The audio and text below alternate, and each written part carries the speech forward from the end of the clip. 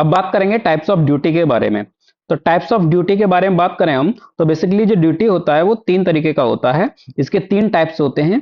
पहला है हमारा फिलो ड्यूटी, दूसरा स्टोरेज ड्यूटी और तीसरा है ड्यूटी ऑफ वेल। तो सबसे पहले अगर मैं बात करूं ड्यूटी की, तो ड्यूटी क्या होता है कि ड्यूटी क्या होता है कि एक 1 क्यूमैक्स के अंदर, एक 1 क्यूमैक्स हमने पानी लिया, उससे हम कितने एरिया को इरिगेट करा सकते हैं, उसी को हम लोग ड्यूटी कहते हैं। तो ड्यूटी के ऊपर मैंने एक वीडियो बनाया है पहले, अगर आपने नहीं देखा है तो डिस्क्रिप्शन में जाकर के वहां पर मैंने लिंक दे रखा है, वहां पर आप देख सकते हैं। तो हम बात करते हैं कि तीन ड्यूटी के बारे में। तीन ड्यूटी हमारी होती है, फ्लो ड्यूटी, स्टोरेज ड्यूटी और ड्यूटी ऑफ वेल। तो सबसे पहले मैं बात करता हूं फ्लो ड्यूटी के बारे में। फ्लो ड्यूटी क्या होता है? तो फ्लो ड्यूटी क्या होता है कि यह फ्लोइंग वाटर की ड्यूटी होती है, यानी कि ड्यूटी ऑफ फ्लोइंग वाटर। तो ये किसकी ड्यूटी होती है? ये फ्लोइंग वाटर की ड्यूटी होती है। इसका एग्जांपल कैनाल्स और रिवर इस तरीके का होता है। अगर मैं समझूं बेसिकली होता क्या है, ये तो हमने एक डेफिनेशन के तौर पर पढ़ लिया कि ये होता क्या है।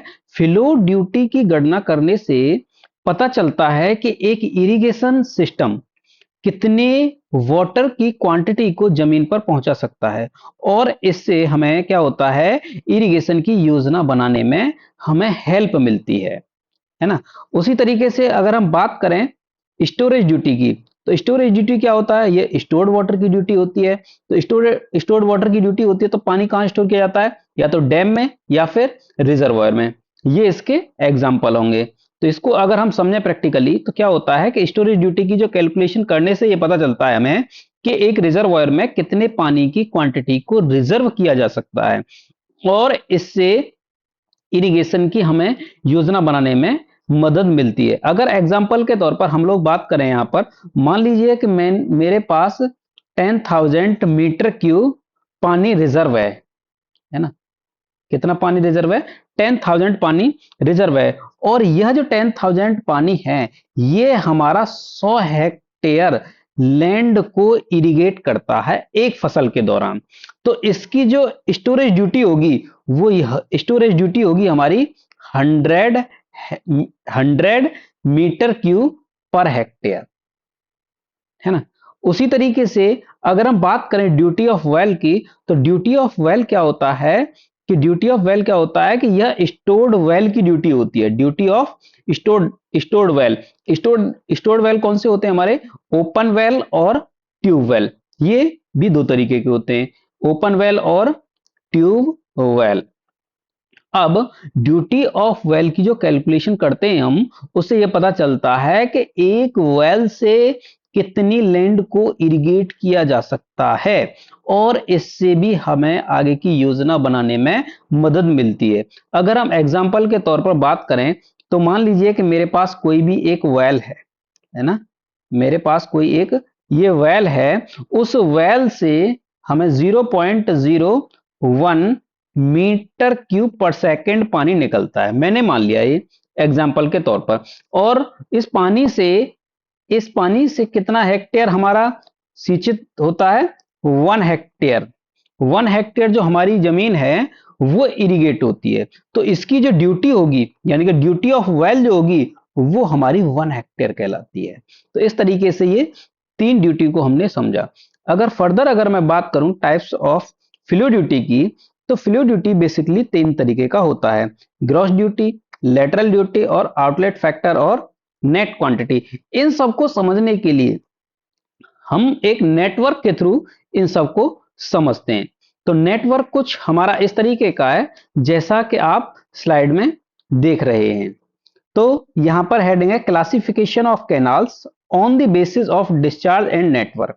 अब क्या है कि हम यहां पर इसको समझते हैं इस नेटवर्क के थ्रू। तो इस नेटवर्क में हम लोग समझेंगे सबसे पहले, तो ये पता करते हैं यहां पर कि ये जो है हमारी, ये रिवर फ्लो कर रही है, जैसा कि आप इस फिगर में देख रहे हैं, रिवर फ्लो कर रही है। इस रिवर से हमें क्या करना है? इस रिवर के पानी को हमें फील्ड में पहुंचाना है। तो रिवर के पानी को हम डायरेक्ट फील्ड में नहीं पहुंचा सकते हैं। तो उसके लिए हमें क्या करना होता है? हमें कुछ कैनाल्स बनानी पड़ती है, छोटे छोटे कैनाल, उनके थ्रू हम लोग अपने फील्ड तक पानी को ले जा सकते हैं। अब इस पानी को ले जाने के लिए हम सबसे पहले क्या करते हैं कि जो हमारी रिवर है, रिवर में हम कोई एक डाइवर्जन हेड वर्क बनाते हैं। अब डाइवर्जन हेड वर्क क्या होता है? है ना। डायवर्जन हेडवर्क जो होता है वो एक कंक्रीट का स्ट्रक्चर होता है। किसका स्ट्रक्चर होता है? कंक्रीट का स्ट्रक्चर होता है। और जो कंक्रीट का स्ट्रक्चर होता है उसी को हम लोग नाम देते हैं वियर। अब ये जो वियर जब हमारा बनके तैयार हो गया यहां पर, तो यहां पर हमारा पानी कुछ इकट्ठा हो जाएगा ये। अब जब ये हमारा पानी इकट्ठा हो गया तो इसके लिए हम क्या करते हैं, हम एक कैनाल बनाते हैं, ये वाली, है ना, ये वाली कैनाल बनाते हैं। तो इसका नाम हम लोग देते हैं मेन कैनाल। तो रिवर से जो डायरेक्ट कैनाल निकलेगी उसको हम लोग नाम देते हैं मेन कैनाल। अब जो मेन कैनाल से जो एक और कैनाल निकलती है उसको हम लोग नाम देते हैं ब्रांच कैनाल। और ब्रांच कैनाल से जो कैनाल निकलती है उसको हम लोग कहते हैं मेजर कैनाल। मेजर कैनाल कहें या फिर मेजर डिस्ट्रीब्यूटरी कहें। और मेजर कैनाल से या मेजर डिस्ट्रीब्यूटरी से जो कैनाल निकलती है उसको हम लोग कहते हैं minor canal. Minor canal canal कहें या फिर माइनर डिस्ट्रीब्यूटरी कहें। और माइनर कैनाल से जो अलग कैनाल निकलती है आगे, तो उसको हम लोग कहते हैं वाटर कोर्स। अब वाटर कोर्स के बाद हमारा पानी जाता है फिर फील्ड में। इस तरीके से रिवर से हमारा पानी फील्ड में मतलब पॉइंट बाय पॉइंट जाता है ना। तो ये हमारा पानी इस तरीके से फील्ड तक पहुंचा। अब क्या है कि यहां पर जो हमने ये नाम दिए ब्रांच कैनाल और मेजर कैनाल और माइनर कैनाल, इन तीनों को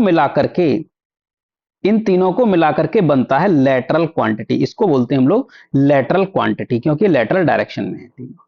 अब जो ये लेटरल क्वांटिटी है, इसके बाद जो वाटर कोर्स है, वाटर कोर्स के जो हेड पर है, उसका जो हेड है उसको बोलते हैं हम लोग, ये हेड है इसका, और इस हेड को हम लोग क्या बोलते हैं, आउटलेट फैक्टर। इसी तरीके से जो फील्ड है, फील्ड का जो हेड है उसको बोलते हैं हम लोग नेट क्वांटिटी। और इसी तरीके से एक और होता है ग्रॉस क्वांटिटी। ग्रॉस क्वांटिटी क्या होता है, जो मेन कैनाल होता है उसका जो हेड होता है इसको बोलते हैं हम लोग ग्रॉस क्वांटिटी। अब क्या होता है कि अब हम यहां से आगे जब बात करेंगे, तो यहां से आगे बात करेंगे हम, तो अब हमें अलग अलग पॉइंट पर ड्यूटी देखनी है। तो जब हम अलग अलग पॉइंट पर अब ड्यूटी देखेंगे तो हम पॉइंट भी डिफाइन कर लेंगे। तो पॉइंट मैं कुछ इस तरीके से यहां पर डिफाइन करता हूं। इसको हम लोग नाम देते हैं ए, इसको नाम देते हैं बी, इसको नाम देते हैं सी, इसको नाम देते हैं डी, और इसको देते हैं ई, और इसको देते हैं एफ। तो A B C D E F ये क्या है, तो हम ये यहां पर ये देख रहे हैं कि जो ड्यूटी है एट ए पर, तो ए पर जो ड्यूटी है, ड्यूटी हम कह सकते हैं duty at head of main canal. जो मेन कैनाल का जो हेड है, जो ए पॉइंट है, ए पॉइंट के बारे में बात कर रहे हैं, तो जो duty at head of main canal है उसको हम लोग ए पॉइंट नाम दे रहे हैं। और जो ब्रांच कैनाल का जो हेड है उसको हम लोग बी नाम दे रहे हैं। और मेजर कैनाल का जो हेड है उसको हम लोग सी नाम दे रहे हैं। और माइनर कैनाल का जो हेड है उसको हम लोग डी नाम दे रहे हैं। वाटर कोर्स का जो हेड है उसको हम लोग ई नाम दे रहे हैं। और फील्ड का जो हेड है उसको हम लोग एफ नाम दे रहे हैं। इसी तरीके से डीए क्या हो गया, duty at head of main canal. उसी तरीके से अगर मैं डीबी की बात करूं, ड्यूटी एट बी, तो ये ब्रांच कैनाल का हेड हो गया, duty at head of branch canal. उसी तरीके से डीसी की बात करें तो duty at head of major distributary, major distributary. और डी की बात करें हम तो duty at head of minor distributary. और डी ई की बात करें हम तो duty at head of watercourse. उसी तरीके से अगर हम डीएफ की बात करें तो ड्यूटी एट फील्ड होता है, ये ड्यूटी एट फील्ड। अब हम यहां पर ये देखते हैं कि जब हमने ये तो पता कर लिया कि ए पॉइंट पर जो ड्यूटी है वो duty at head of main canal है, बी पर है, बी पॉइंट पर जो ड्यूटी है वो duty at head of branch canal है। इस तरीके से हमने पता कर लिया। अब इसके बाद हमारा काम रह जाता है कि सबसे ज्यादा ड्यूटी कहां पर होगी और सबसे कम ड्यूटी कहां पर होगी। इसको समझने के लिए हम क्या करते हैं, मैंने कोई दो पॉइंट ले लिए अपने समझने के लिए। दो पॉइंट कौन से ले लिए, मान लीजिए एक पॉइंट मैंने बी ले लिया और दूसरा पॉइंट डी ले लिया। तो इन दो पॉइंट के बारे में मैं अभी डिस्कस करता हूं। तो पहले हमने बी ले लिया और एक पॉइंट ले लिया हमने डी। तो मान लीजिए कि मैंने बी पॉइंट पर 1 क्यूमैक्स पानी लिया, 1 क्यूमैक्स, यही तो ड्यूटी होता है हमारा। अब 1 क्यूमैक्स जो पानी है उसको हमें फील्ड तक पहुंचाना है। मेरा उद्देश्य है कि रिवर के पानी को किसी भी तरीके से फील्ड तक पहुंचाना। तो हमने छोटे छोटे केनाल्स में डिवाइड करके हम फील्ड तक पानी पहुंचा रहे हैं। तो यही काम है हमारा, चाहे मैं बी पॉइंट से बात कर रहा हूं, चाहे सी पॉइंट से बात कर रहा हूं, चाहे डी पॉइंट से बात कर रहा हूं, चाहे ई पॉइंट से बात कर रहा हूं, चाहे फिर ए पॉइंट से क्यों नहीं बात कर रहा हूं, तो सबका मकसद है कि फील्ड तक पानी को पहुंचाना। तो मैं अपने समझने के लिए, ड्यूटी को समझने के लिए, कहां पर ड्यूटी कम है कहां पर ड्यूटी ज्यादा है, उसको समझने के लिए मैंने भी 2 पॉइंट ले लिए। तो मैंने एक पॉइंट ले लिया बी। मैंने मान लिया कि यहां पर मेरे पास जो ड्यूटी है वो 1 क्यूमैक्स है। अब 1 क्यूमैक्स पानी को हमें अपने फील्ड तक पहुंचाना है।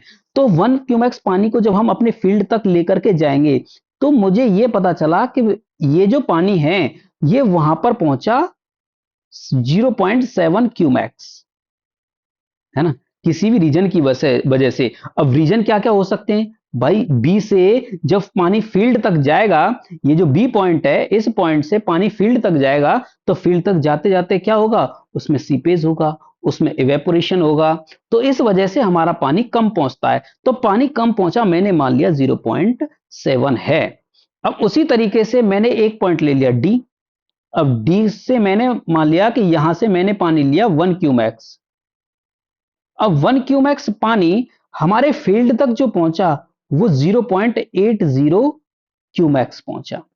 क्यों पहुंचा भाई, यहां से बी से कम क्यों पहुंचा और डी से ज्यादा क्यों पहुंचा? इसका रीजन क्या है? इसका रीजन है कि फील्ड के पास में डी वाला पॉइंट है और फील्ड से थोड़ा दूर है बी पॉइंट। तो बी पॉइंट से डी तक जाते जाते इवेपोरेशन ज्यादा होगा, डी पॉइंट से पानी फील्ड तक जाते जाते क्या होगा, इवेपोरेशन कम होगा। इसी वजह से डी से जो पानी ज्यादा मिलेगा हमें और बी से पानी हमें कम मिलेगा फील्ड में। अच्छा, अब ऐसा क्यों है? बी पर पानी कम मिला या कम पहुंचा, बी से पानी हमें फील्ड में कम पहुंचा, इसके क्या क्या रीजन हो सकते हैं? जैसा मैंने बताया अभी, एक तो सीपेज होगा, इवेपोरेशन होगा, है ना। और इसको क्या है, ऐसा क्यों हो रहा है? क्योंकि रास्ता इसको ज्यादा ट्रेवल करना पड़ रहा है बी वाले को। जब रास्ता ज्यादा ट्रेवल करना पड़ेगा तो लॉसेस ज्यादा होंगे। जब लॉस ज्यादा होगा, भाई रास्ता इसको क्या करना पड़ रहा है, रास्ता इसको ज्यादा ट्रेवल करना पड़ रहा है। जब रास्ता ज्यादा ट्रेवल करना होगा तो लॉस क्या होगा, लॉस भी ज्यादा ट्रेवल करना होगा, भाई लॉस भी इसमें ज्यादा होगा। जब लॉस ज्यादा होगा तो पानी फील्ड तक जो होगा, वो फील्ड तक पानी क्या होगा, कम पहुंचेगा। जब पानी फील्ड तक कम पहुंचेगा तो हमारा जो इरिगेशन है एरिया का, यानी कि जो हमारा एरिया है वो कम इरिगेट होगा। तो जब अगर हमारा एरिया कम इरिगेट होगा तो इसका मतलब है कि हमारी ड्यूटी भी कम होगी। इसका मतलब यह है कि ड्यूटी भी हमारी कम होगी। तो इस कहानी से यह शिक्षा मिलती है मुझे कि जो फील्ड के जितने नियर बाई पॉइंट है उस पर हमें ड्यूटी ज्यादा मिलेगी, है ना। और जितना भी हमारा पॉइंट फील्ड से जितना ज्यादा दूर है उस पर ड्यूटी हमें कम मिलेगी। किसकी वजह से? सीपेज की वजह से, इवेपोरेशन की वजह से, ज्यादा रास्ता ट्रेवल करने की वजह से। तो हम यहां पर यह कह सकते हैं कि जो हमारा, अब हमने जो दोनों में कंपैरिजन किया है उस कंपैरिजन से यह पता चलता है कि बी पॉइंट पर जो ड्यूटी होगी वो कम होगी डी पॉइंट से, है ना। यही तो पता चला हमें। अब हमें सारे पॉइंट्स पर हमें पता करना हो इसके एक ऑर्डर को, हम ड्यूटी के ऑर्डर को अगर हम की बात करें हम, तो ड्यूटी का ऑर्डर कुछ इस तरीके से होगा कि ड्यूटी एट ए, है ना। एक तो ड्यूटी एट ए पर हमें कम मिलेगी, ड्यूटी एट बी पर ज्यादा मिलेगी, इससे ज्यादा सी पर मिलेगी, इससे ज्यादा ड्यूटी हमें डी पर मिलेगी और इससे ज्यादा ड्यूटी हमें ई पर मिलेगी और इससे ज्यादा ड्यूटी हमें एफ पर मिलेगी। एफ पर सबसे ज्यादा ड्यूटी मिलेगी, देख रहे हैं आप, है ना। एफ जो पॉइंट है इस पर ड्यूटी क्या मिलेगी, मैक्सिमम। और जो ए पॉइंट है इस पर ड्यूटी हमें मिलेगी मिनिमम।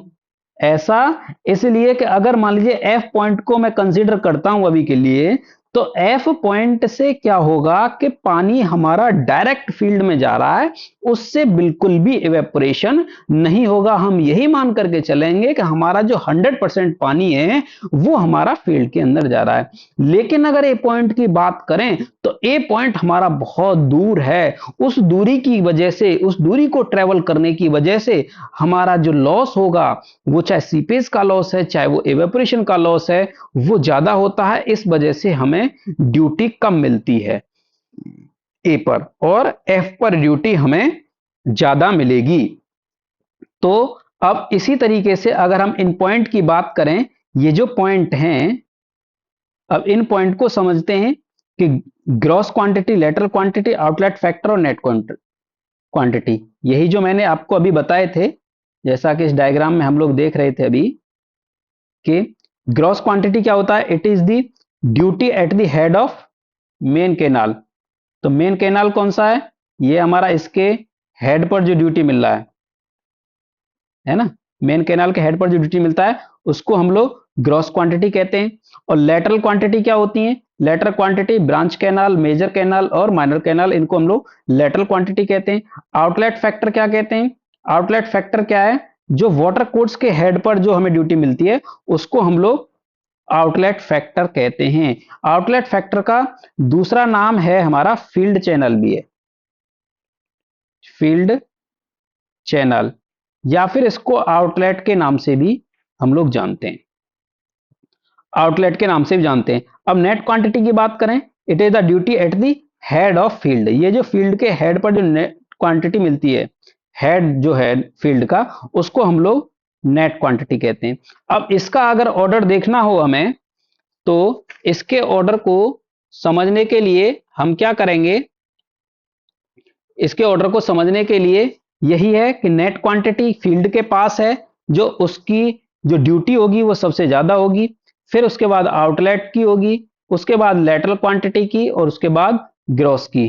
तो ये हमारा जो नेटवर्क है इस तरीके से कंप्लीट होता है। मुझे उम्मीद है कि ये आपको बहुत अच्छे से समझ में आ गया होगा।